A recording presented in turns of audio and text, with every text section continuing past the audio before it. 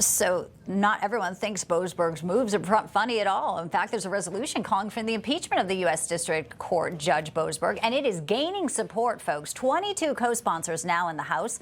Texas Congressman Brandon Gill introduced the articles of impeachment against him, saying he's guilty of high crimes and misdemeanors and should be removed from office.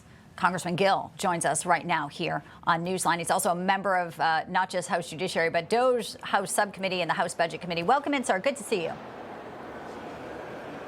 Thanks for having me. All right, so you're getting support. You're saying he's abusing his powers, activist judge, violating so many things. Now, you could force a vote, a House-wide vote on the measure.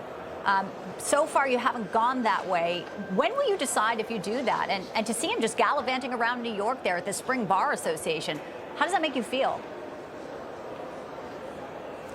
Well, listen, remember, this is a activist left-wing district court judge who decided to take it upon himself to act as commander-in-chief of the United States and demand that President Trump bring a plane full of Tren de Aragua alien terrorists back into the United States. That is a blatant usurpation of the executive's authority. I think that it does warrant impeachment, and I've been very clear about that for the past several weeks. But listen, I'm on the House Judiciary Committee. It is chaired by Chairman Jim Jordan. We've got the Speaker involved as well. There are a variety of remedies that we can pursue to push back against activist judges, just like Judge Boasberg.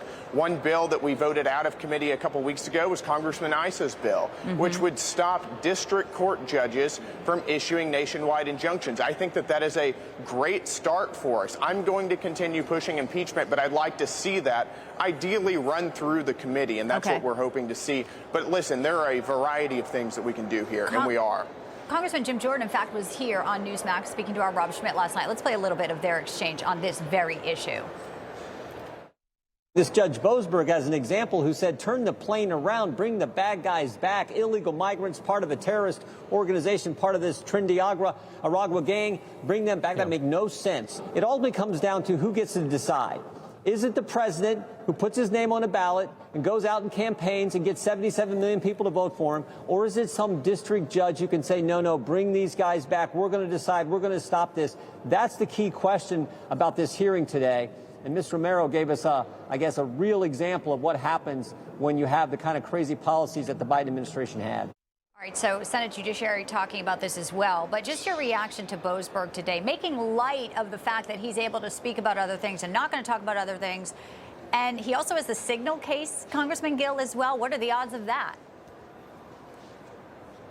Right. What are the odds that the same district court judge who's going after Trump in such an unconstitutional way with this illegal immigration case also gets the Signal case? You can calculate that for yourself, but he can make light of this all he wants. But I'll tell you who's not making light of this are the Americans who are being murdered and raped and pillaged by the illegal aliens that he wants to keep into our country. This is no joke. This is a serious business. It's a serious matter of national security. It is repelling an alien enemy invasion that President Trump is doing and getting these evil people out of our country. And he is trying to stop a duly elected president who received 77 million votes, largely on this very issue, from executing on his mandate. It's unconstitutional, it's wrong, and it's not funny to the American people.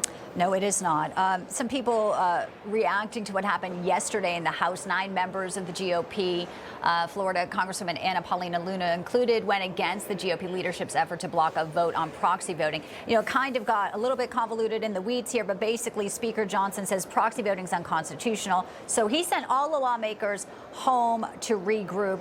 Was that an unfortunate move here? I mean, obviously, there's so many other important pressing messages and pieces of legislation here. What was your reaction to how that went down yesterday?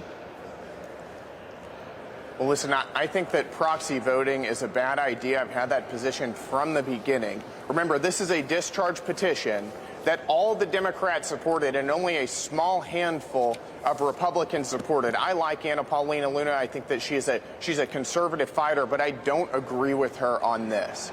Our constituents have to show up for work every day, and we should too. The American people are not interested in proxy voting. Most Americans don't know what it is, and they don't care. What they want to see is they want to see the United States Congress, led by Republicans, executing on the Trump agenda. They want to see us securing the border, deporting illegal aliens, backing up the president, and codifying his executive orders into law, not focusing on issues like proxy voting that are internal to Congress. I think the Speaker did make the right decision here. This is a horrible move that will be used against Republicans immediately. We've got to push back against this. I mean, we've got to get back to work. We've got to start voting on things like the SAVE Act to secure our elections in backing up the president. Congressman Gill, as the youngest Republican in the House, maybe people hadn't heard about you, but they certainly did after your exchange with NPR's CEO. It's worth a replay. She clearly wasn't ready for this. Let's play this. Do you believe that America is addicted to white supremacy? I believe that I tweeted that, and as I've said earlier, I believe much of my thinking has evolved over the last half-decade. Do you believe that America believes in black plunder and white democracy? I don't believe that, sir. You tweeted that in reference to a book you were reading at the time, apparently, The Case for Reparations. I don't think I've ever read that book, sir. You tweeted about it. Do you think that white people should pay reparations? I have never said that, sir. Yes, you did. You said it in January of 2020. How much reparations have you personally paid? Sir, I don't believe that I've ever paid reparations. Oh. She wasn't ready to have her words read back to her. Simple yet effective, Congressman. What feedback did you hear on your interrogation skills that day? You know, I think that most Republicans were glad to see these left-wing lunatics being put on the spot here. The thing about Catherine Marr, who is a far-left radical activist who's receiving taxpayer dollars, is that she's never had to answer for so many of these lunatic positions that she's taken in the past. And we put her on the spot. We made her answer for it. This is a woman who is, I believe, way out of line here. She shouldn't be in any leadership position, much less one that is sucking taxpayer dollars from the American people. So I was happy to put her on the spot. I think we need to defund NPR and PBS now. I think that should be a priority for us. The American people are sick of giving their tax dollars to people who hate them and hate this country and hate conservatives and hate Christians. Well, clearly she had a memory problem, and you helped her refresh it all that day. Texas Congressman Brandon Gill, good to have you with us today. Stop by again soon. Thank you. Don't go anywhere. We're just getting started.